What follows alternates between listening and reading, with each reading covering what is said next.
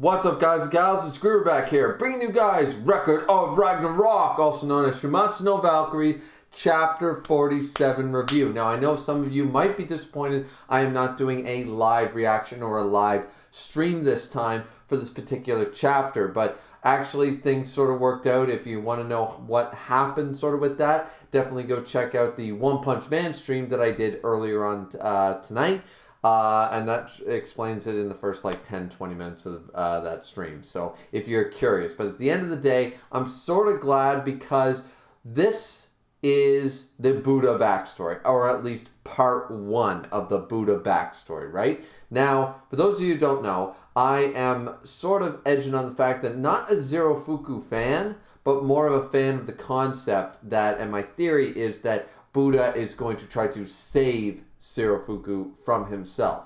He's going to try to save Zero. He's not trying to, he's putting on this act, but at the end of the day, he's going to try to help him, try to save him. He doesn't want to see this happen. And given this backstory, we know that he sort of went through something quite similar to Zero Fuku, except it got basically, we see the sort of the light side of the Force way of that happening and the dark side of the Force. We see like the positive and the negative.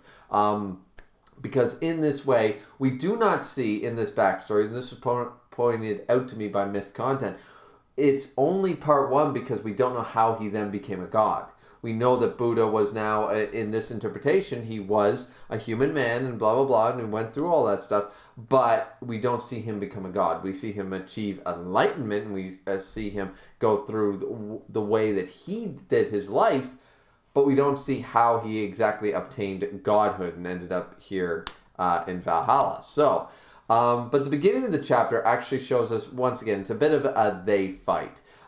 We get to learn a little bit more about the six realms. You know, that's a very Buddhist teaching. It's reminding me of my Bleach days, reading Bleach and stuff, because very heavy influence with Buddhism with is what Kubo was. So the six realms, of course, you have like the animal realm, the mortal realm, the divine realm, the Azure realm. You have all the realms and stuff. And of course, his staff, the staff of the six realms changes to suit one of the aspects of the six realms. Now, the cool thing here is that technically this could be a double-edged sword, though Buddha doesn't seem necessarily against this. I mean, he chose this, he uses this as his weapon, but at the end of the day, it's based on his mood or his feelings, apparently. His emotions change the shape of the staff.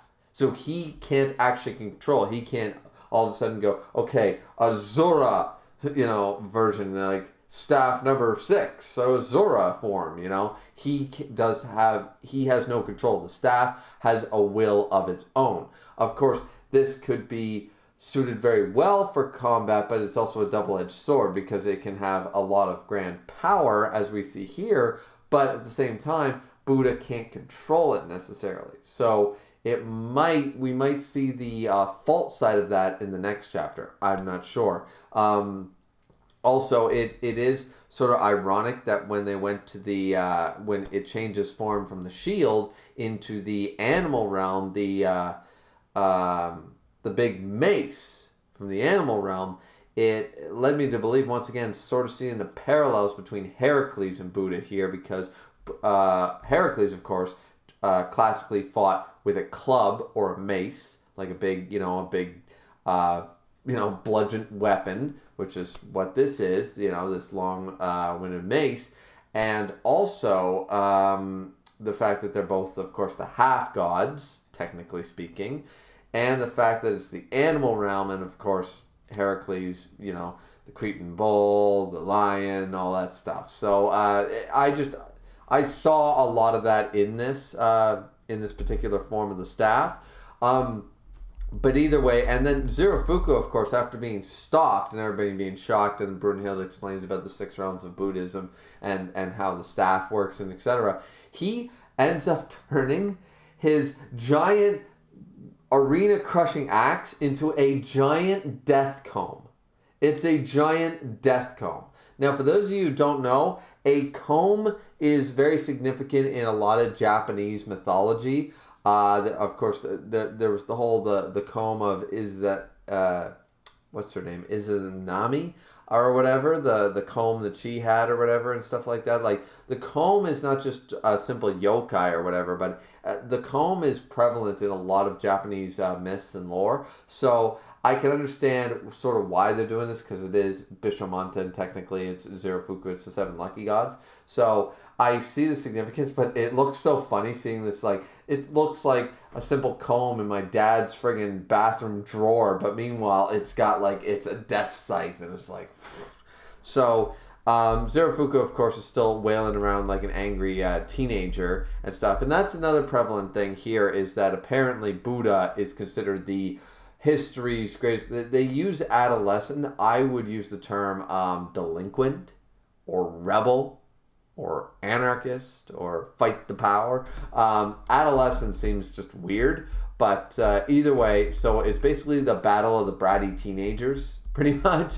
The ones who, no, mom loves me the most. No, I'm going to act out. No, I'm going to act out, you know, and that's what it's pretty much is. So Buddha gets an actual honest, this comb attack does nothing, and Buddha gets an actual heavy strike there on Zerofuku and stuff. And then, as I said, we get into his backstory. Now, the backstory showcases Buddha as being a prince and getting everything and anything, the best status, the best clothing, the best food, the best people, the best everything. You know, even in a class, he's in a caste system, and at the end of the day, he still works for his people and stuff. Similar to what Zerofuku tried to do. Zerofuku, of course, tried to help the people from his position. He's a god, and he tried to take people's misery away. He tried to help them.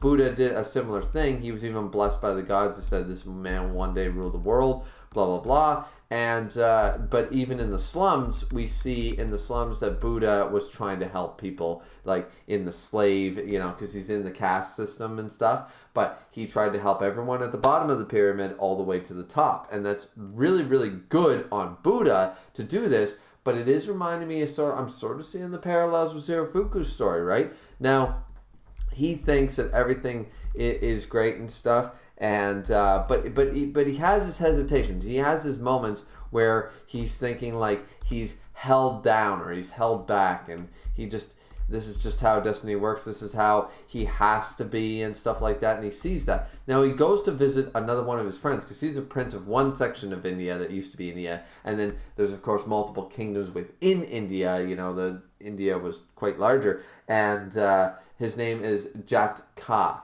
or Jataka. And Jataka was similarly, apparently a distant relative of Buddha, was not his actual brother, but he refers to him as his big brother and stuff. And unfortunately, he's the majesty of another kingdom. He's very sick. You know, probably tuberculosis. It's always tuberculosis, you know, the coughing of the blood and the short lifespan. It's always tuberculosis in anime, you know. You have the disease, and we don't really talk about the disease. It's tuberculosis. Like, I'm pretty confident it seems to be, because from what I understand, I don't know anybody who's had tuberculosis, but apparently that's what it does. You get extremely sick very quickly. You end up multiple organs shut down. You cough up a lot of blood, and you die very quickly. So that's apparently that's what that is. So yeah, that's what I've heard. You have a short lifespan and that kind of stuff. I don't know this for certain, but either way, the fact of the matter is that the king of this country, or the sire of this country, who is his friend, does not treat him any different. He just says, you know, like Buddha, well, he calls him by his actual name, which I can't pronounce. But Jataka, I'll try. Siddhartha? Is that Buddha's name? Siddhartha? Anyways, so Buddha comes to see this guy, and he treats him like an older brother and stuff. And they go for a walk, and they go talking and stuff. And he's going to be, of course, the king of another country one day. And he just says, you know, they talk about the differences of being like happy children, being brothers and stuff. And he says, like, I told you not to call me big brother. That's very unroyal of you, and very like given our station, given our position.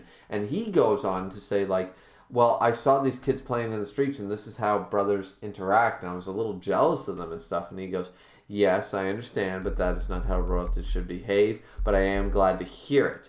Now, this is showcasing, once again, the station that they have. They hold a certain station. So when they talk about being happy and about being destiny, Buddha says to his big brother, somebody he looks up to, says, it's my destiny, and I'm going to make everybody happy. I'm going to be a great king just like you. And we see that he has this talk. He goes, aren't you happy? And he says, why do you think that? And he said, well, the kingdom's great. There's no wars. There's no poverty. The people love you. There's no strife.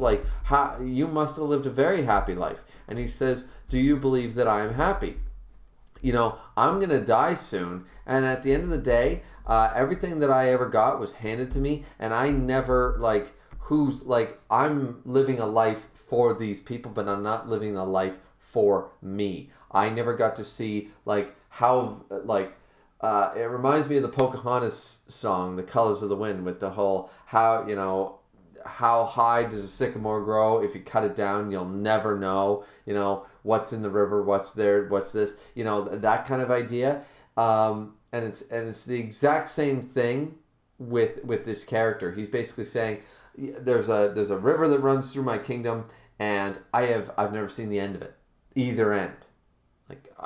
Where does it go? I want to know, what land does it travel to? I've never been outside here. I've never seen how far the sky is. I've never eaten the food of the slaves or the peasants. I've never tried these things. I've never visited.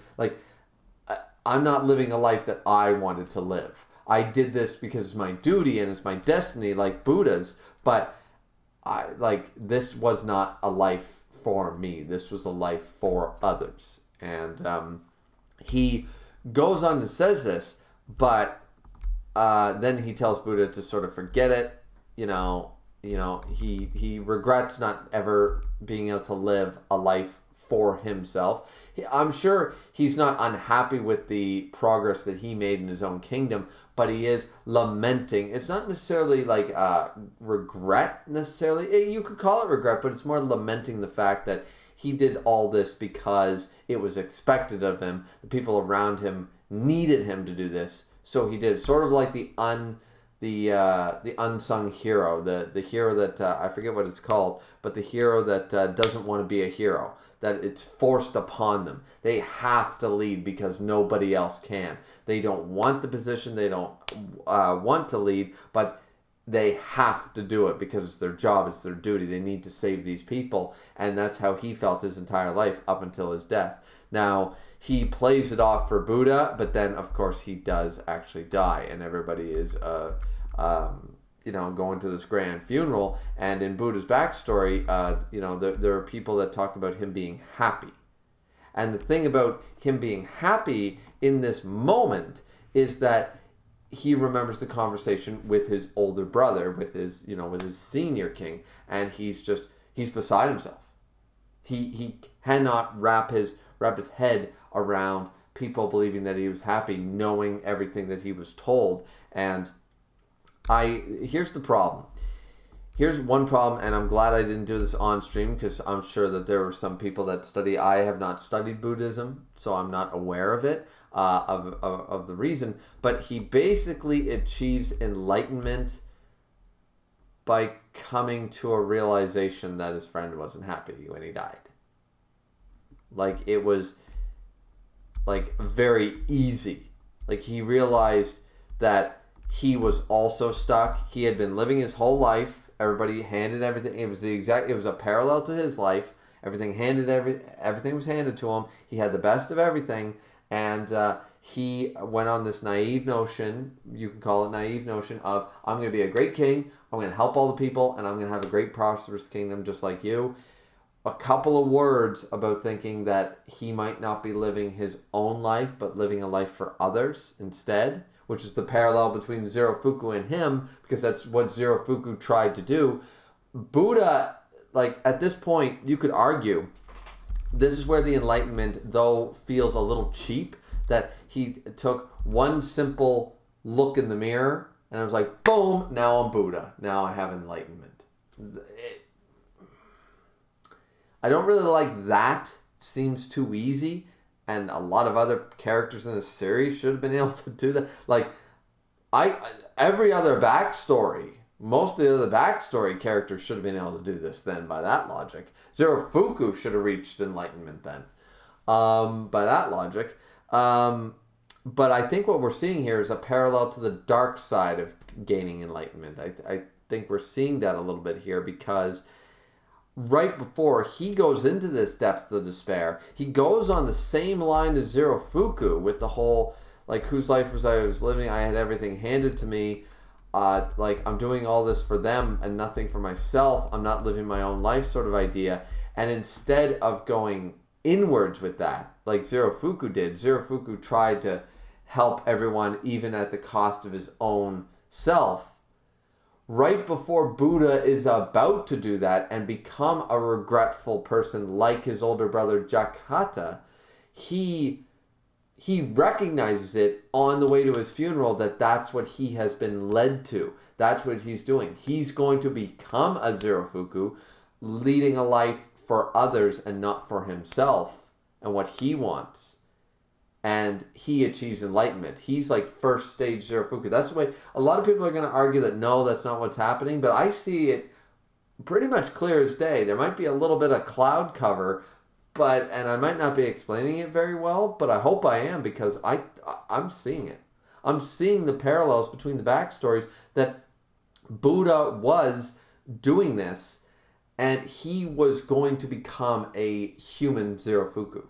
He was going to try to live for everybody else and not for himself. He was going to try to fix everybody else's problems. He was going to try to save everybody and not live for himself, which is exactly what Zerofuku did, except Buddha got enlightened all of a sudden. And I don't like, it seems, if they're doing it for the Zerofuku parallel, it works as a plot device, but it feels a little cheap that he just looked in the mirror one time and boom, I'm enlightened. And then all of a sudden he starts acting like the Buddha that we've seen in the series. They have the grand funeral and everything. Buddha shows up throwing flowers, and he picks up the entire sarcophagus, the entire coffin, funeral thingy, bed, whatever, picks it up and just goes, like, everyone's like, stop, what are you doing? Stop, what are you doing? He walks in here, he's disheveled sort of idea. He's throwing flowers down the entire thing. He picks it up and he just goes, everybody's telling him to sit down, like, what are you doing? And he says, shut up. And he says that Jataka does not need the blessing of the gods. He doesn't need you people. He doesn't need any of this. He's got his happiness right here where I know. And he sends him down the river. I'm assuming this is the river of his kingdom. Basically saying, and we see, it's a really touching moment. It's very nice. But we see him send him downriver, like a Viking funeral sort of style, and he sends him downriver with a bunch of flowers and stuff in the funeral bed, and sends him downriver so now that he'll be able to see where does the river go, and very nice, very nice. And I understand the concept here. It is a very nice story, but once again, I'm feeling that I'm seeing the parallels to Zerofuku's story, but it's like a story, it's a positive version.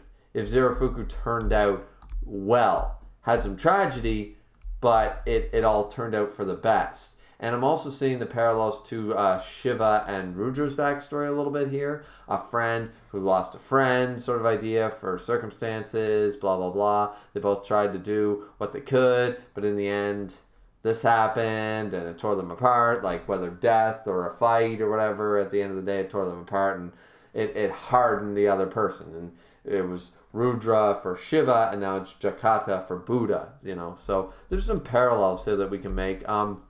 This is where, at the end of the backstory, Buddha gives up everything. He tells everybody to shut up.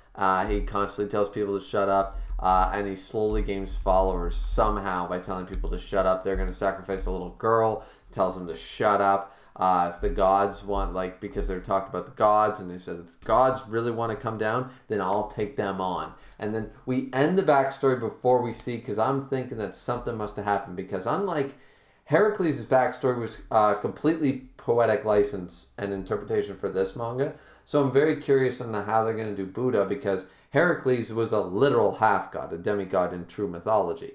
So what are they going to do with Buddha here? Because they totally changed that up. and Heracles was handicapped all to hell. Buddha doesn't seem to appear handicapped and appears to be full-fledged God. So the way he became a god must be far different from Heracles. Both started as humans. What was the method that Buddha became basically a stronger god? Heracles became like still a demigod through his method. How are they going to showcase Buddha becoming a true god? So we still haven't seen the rest of that backstory technically, but now he's just looking at it in the fact that he will not be held down. He is just ready to keep going. And now they're going to continue the fight again. Zerafuku's still losing his shit. And Buddha is just, ready to go round goddamn too. So I think that the chapter was really, really good. But it was really, relatively speaking, maybe when we get the part 2 of his backstory, how he became a god, it'll become more interesting. But honestly, stream-wise, this chapter was sort of like, okay, backstory chapter. And some of the backstories in Record of Ragnarok are fire. Some of them are fantastic. You get ones like Jack, or you get ones, like Zerafuku and stuff like that. But then you get these ones where they're just kind of like, okay. Like Shiva's to me was okay. Not bad, not great, but okay. It was good. Buddha sort of felt the same way. I like Buddha, guys. Once again, I know a lot of Buddha fans are going to be like, no, this is Buddha's backstory. He's a great character. I'm like, yes, he's a great character, but his backstory was, all right. Like, once again, the whole journey was just, okay, he was a prince, he had everything, his friend died, and then somehow he became the Buddha. That's basically what happened, and I don't really, once again, I think it might have been a little cheaped out, the way he got enlightenment.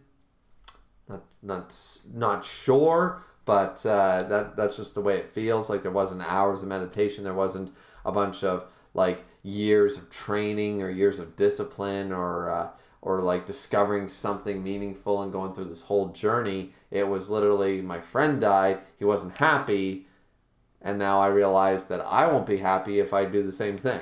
Boom, enlightenment. It's like, once again, that's just looking in the mirror. So backstory wise, solid but not great. And but the chapter still, once again, chapter 47 was perfectly fine.